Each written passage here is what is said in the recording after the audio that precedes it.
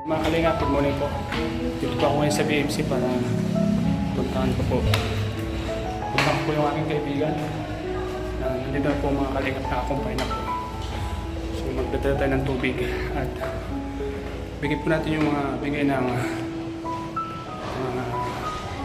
nagpabot po ng tulong. Salamat po sa inyo.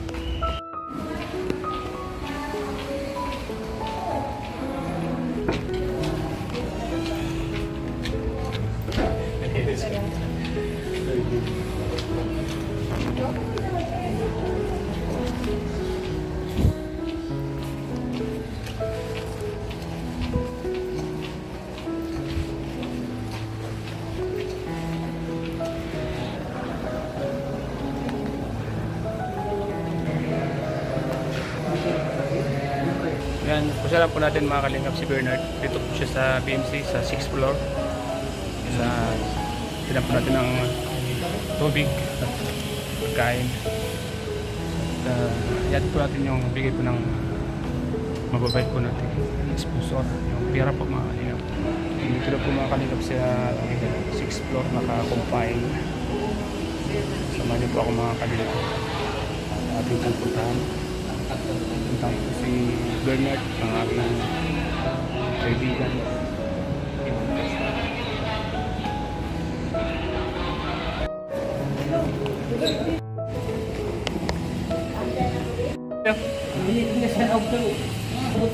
Nagpilay ka?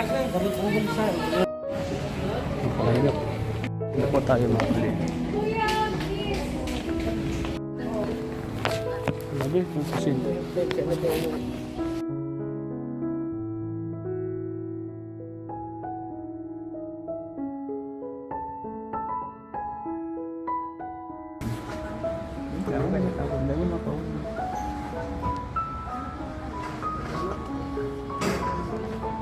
Dapat talaga yan pina-salvulary muna.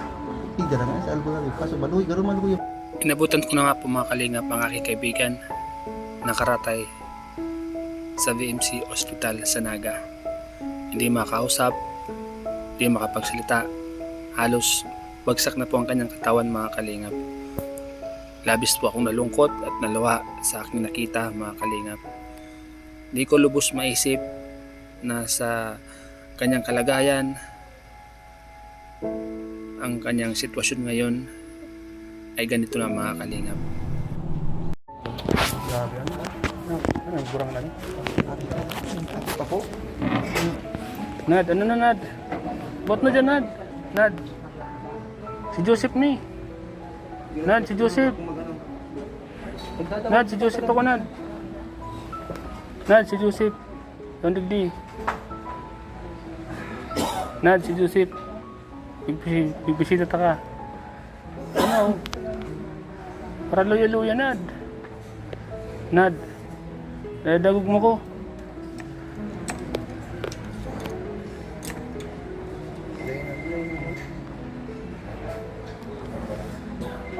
Nad, si Joseph ni. Nad. Mga kalingap.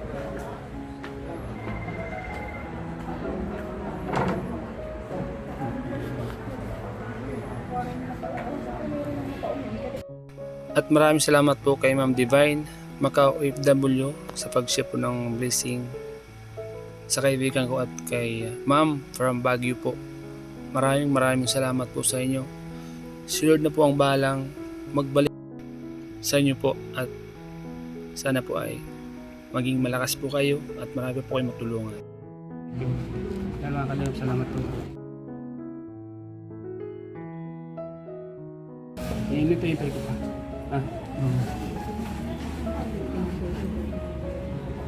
Brother ko kaya siya. Stara. Vlog po kami. Tig-vlog ko yung pagkakamay. Hindi na padalang adi sa nito. Nakauwi pa niya kasi ano? Ano yan? Ano po lang yung mga kausap ko. Kapon po na... Magkapatid kayo. Kapon Matatalo sa ilong. Kako po na kaulay ko po pa yan. Kusugpen. Kusug po mong baga? Kusog pa. Kusog na. Pag Pagkabanggi ka da, nag-bleeding na. Saka di na rin din yung bleeding. Tapos niya nung aga, pagdala idiyo pa. Grabe, pagkabit. Iko, nailing ko ibo. Sa loob, ilat mo si nanay. Ay, may mga atin nito. Itong duwang isang nagdaro ito kung ganyan. Dito si Buha. Isang lian mo.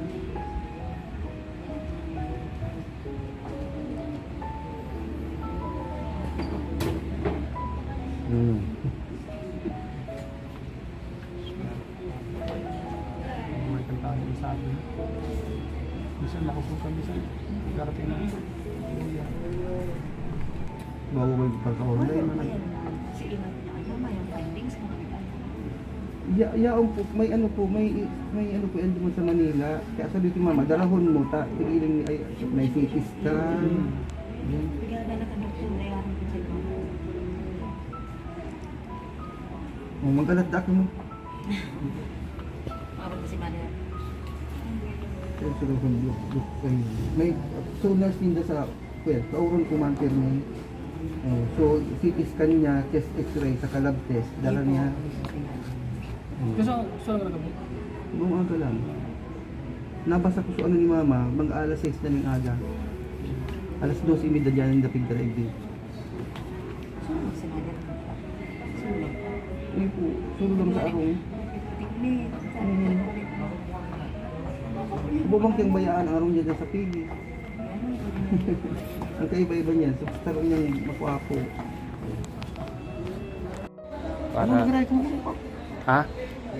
Baka Nad, na daw ito. Nad, ano? Magparahay kayo. Si Joseph ni. Dating masigasig at Sa malakas dupa ko. ng aking kaibigan. Joseph, Ngayon po ay ganito ang Ano? kanyang sitwasyon, mga kalinga. Iron mo daw natin kung yan. Iro daw ang kamot mo pag nabibista mo ako. Sige daw. O si Joseph ni.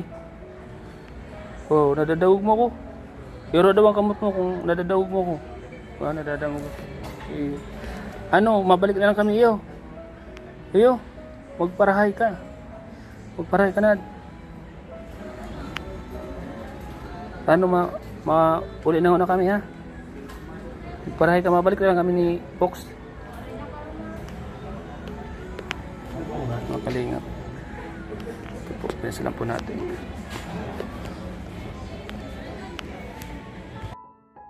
Pilit ko po siyang kinakausap at tinatanong kung ako po ay nakikilala niya.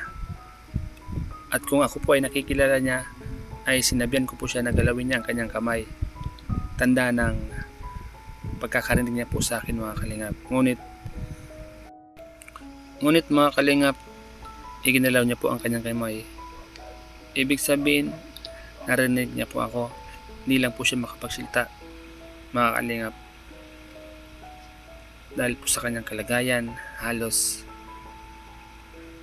bagsak na po, mga kalingap. Sana po ay malagpasan niya po ang kanyang pagsubok na ito. Mga kalingap, panalangin po natin ang aking kaibigan.